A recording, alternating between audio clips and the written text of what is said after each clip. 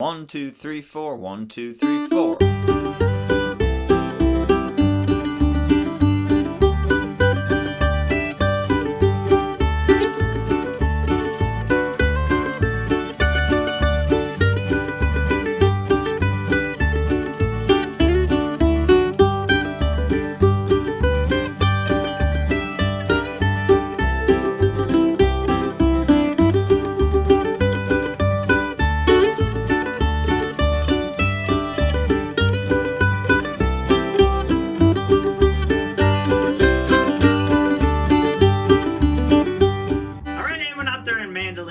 Mike Hedding here. This week I'm coming to you with the old gospel classic, Keep on the Sunny Side in the key of G.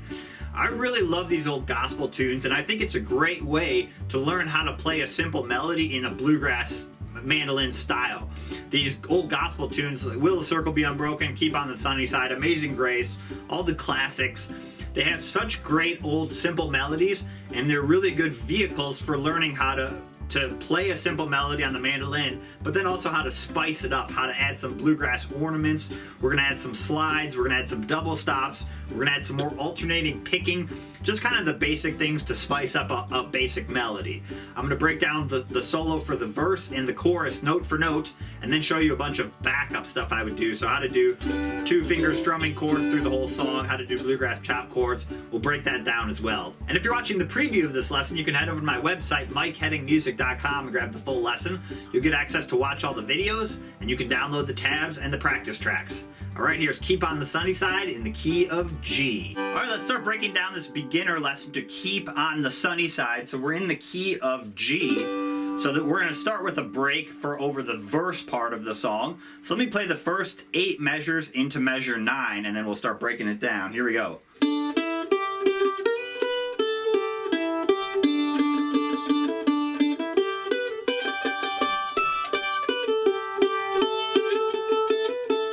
Do that a couple times. 1, 2.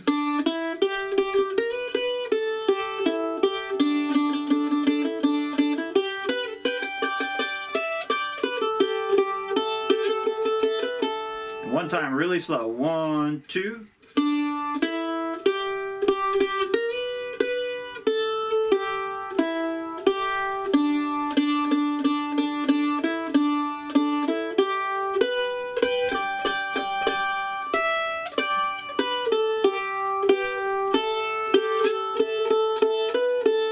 So we're going to keep this verse break pretty simple. We're going to try and stay pretty close to the melody. And what I focused on for this solo was just adding some really basic kind of bluegrass double stops. So double stops are playing 2 notes at once. It's a really easy and fun way to fill up the sound of your solo. So that's kind of what we're going to do for this one. We're going to add some basic slides as well.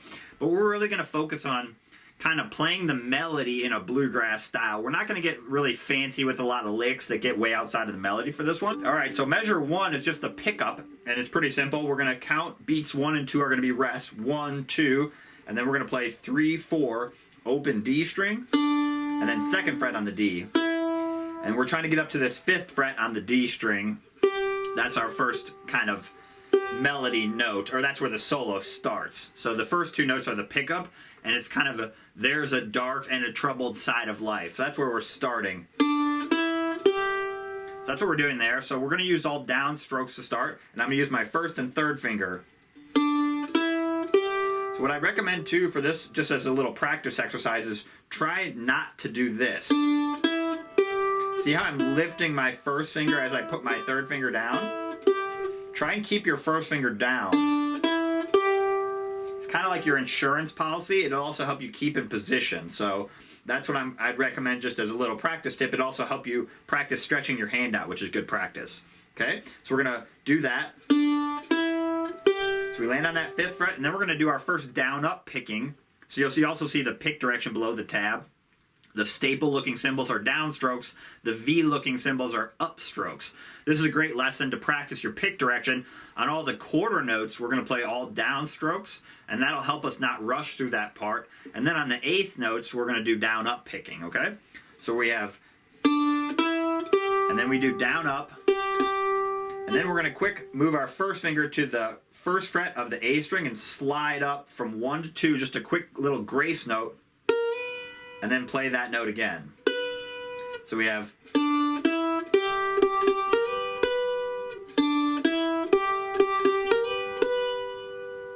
And also you can practice keeping your third finger down, and that'll help you get the correct wrist angle so you're not muting that A string. You have to have your hand out enough.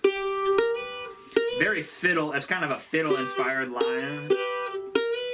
And what we're doing there is kind of mimicking a vocal, right? So a vocalist wouldn't just go, you know, they don't, a vocal or a fiddle or violin, you know, they don't have frets, so they don't just jump between notes as much as like a mandolin or guitar would, you know. So a lot of times I like to add these little slides, and that kind of mimics a vocal where you might bend up into the note, and it just makes your playing more expressive. So that's what I'd. And slides are also always optional, so if you don't like them, you can take them out. But once you get them down, you can start adding slides, and it's a good way to make your playing more expressive. So that's what we're doing there. And then we're just going to play the note on its own, the second fret on the A string, for beat 4 of measure 2. You could also slide into it if you wanted to. You could go, you know, you could slide twice or not at all. Remember, slides are optional. But for this slide, it's called a grace note, so we're really just getting up into it really quick. We're not really giving it a value.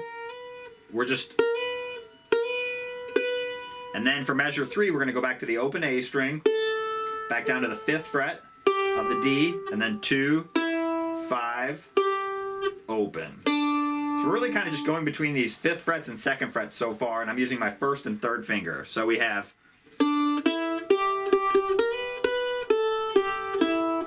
And then we're going to go to the open D string. A couple more times. A little faster. And then for measure 4, we're going to fill the rest of this measure up with down, up picking. Down, up, down, up, down, up. So that'd be 2 and 3 and 4 and. And then we're just going to add a little upstroke at the end on the 2nd fret. I'll show you in a second. So we have very just a kind of a bluegrass way to fill up a melody. Instead of just playing the open string over and over again, I call it the bouncing technique, where you're basically going one note higher and then kind of bouncing off and back to the note you want. So we have, and then the beginning of measure 5, again, we're going back to that open D string. So we have,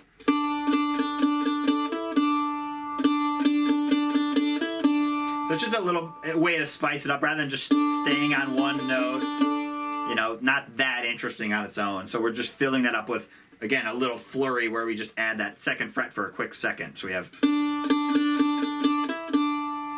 and then we're going to go open 2 on the D string, 5th fret, and then 2nd fret on the A. So we have, that's going to basically set up the next phrase. So let's play those first 5 measures. Here we go.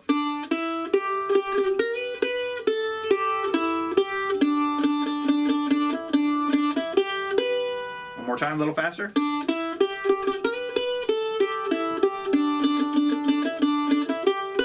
Then you're going to put your 2nd finger up on the 3rd fret of the high E string, so basically a 2-finger G chord, and that's just going to help you work out of this position. You're going to hit the 2nd fret on the A string, and then add your 3rd finger on the 5th fret while keeping your 2nd finger down, and then play both the high A and E string. So you have,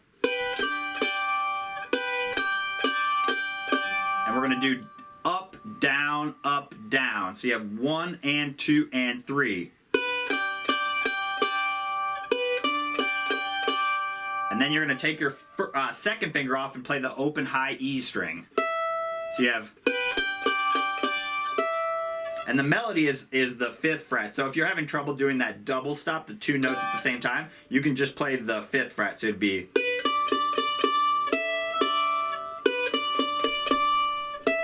so, but again, that fills it up. It's more bluegrassy.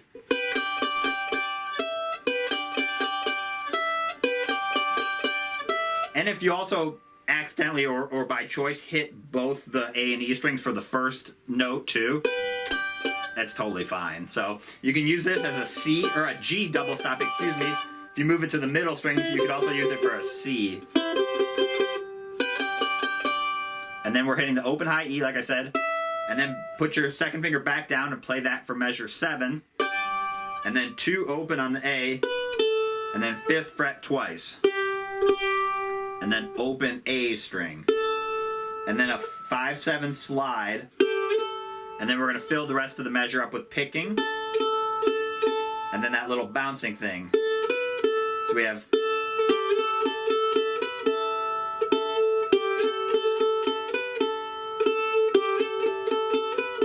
So let's play that whole line. So from 5 through the beginning of 9. So we have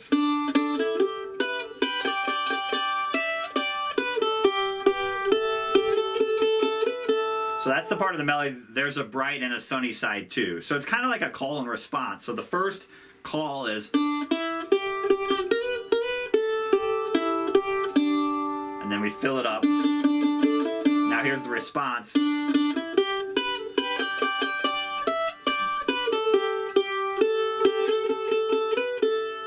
Okay, so that's like halfway through the verse part.